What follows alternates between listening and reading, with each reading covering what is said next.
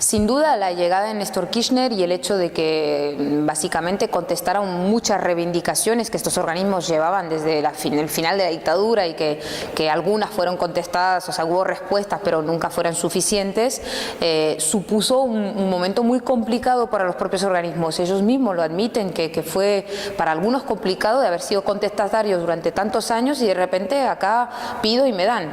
Entonces fue algo ambiguo porque implicó también un repensar la militancia para algunos organismos. Otros decidieron, digamos, volcarse con el gobierno, un apoyo que fue masivo y directo, como la Asociación Madres de Plaza de Mayo o las Abuelas de Plaza de Mayo.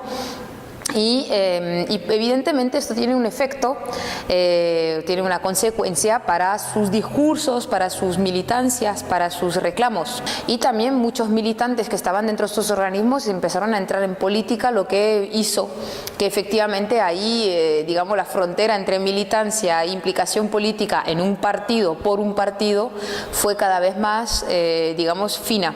Y después, dentro del movimiento de derechos humanos, no hay que olvidar que hay organismos que son de derechos humanos en el sentido de que no solo se relacionan por la cuestión del pasado dictatorial y que actúan por un montón de otros reclamos por los cuales también otros organismos de familiares actúan.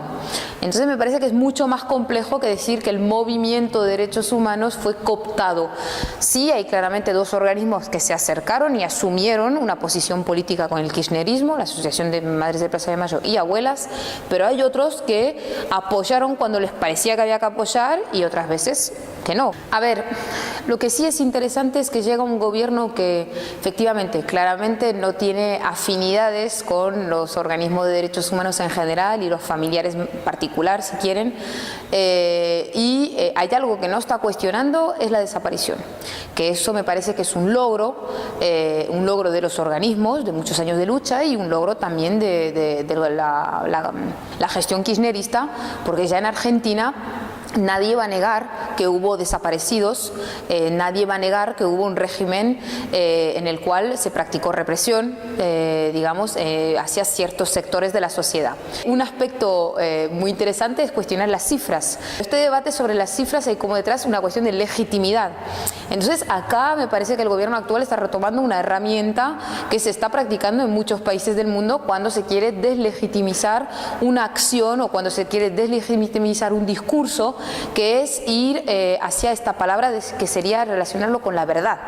Si esta gente dice que son 30.000 pero no son 30.000, están mintiendo. Entonces quizás no hubo tanta gente, quizás no fue tan desastroso, quizás no fue tan problemático. Justamente me parece que el cuestionar el 30.000 va en relación, o sea, se relaciona con la idea de asumir un número exactamente fijo, como dado a entender nosotros investigamos de forma seria, sin embargo del otro lado, soltaron un número por soltar un número que no tiene que ver con la realidad. Nunca se va a saber si son 30.000, si son más, si son menos, porque siempre faltará mucha información, porque por cuestiones sencillamente de pura genética la gente está falleciendo, los testigos están falleciendo, los represores además no hablan.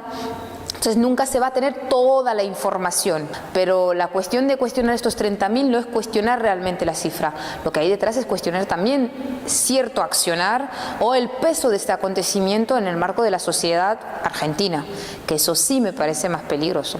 Estamos en un momento en el que tratan que el pasado dictatorial siga siendo una cuestión importante porque hay discusiones como la cuestión del número que evocamos antes, pero igual hay una voluntad también de reafirmarse como organismo de derechos humanos que lucha por otras cuestiones, también, digamos, interpelados por la sociedad argentina. Vimos lo que pasó el 8 de marzo con el movimiento, las manifestaciones masivas en torno a las cuestiones ligadas a los derechos de las mujeres. Vimos también cuando hay cada vez más movimientos, cuando hay acciones en torno a niños, o chicos matados por el gatillo fácil, o incluso lo que pasó con el caso de Santiago Maldonado. Entonces me parece que están en un momento en el que efectivamente se están intentando como afirmar. El problema es que, sobre todo para los organismos de familiares, es la edad. Se nos olvida que estas personas primero llevan más de 40 años militando y que, bueno, madres no van a durar para siempre, abuelas no van a durar para siempre, y en familiares, por ejemplo, es un organismo donde había muchas personas que eran más bien madres y padres. Entonces va a ser un momento que yo no puedo prever lo que va a pasar con estos organismos.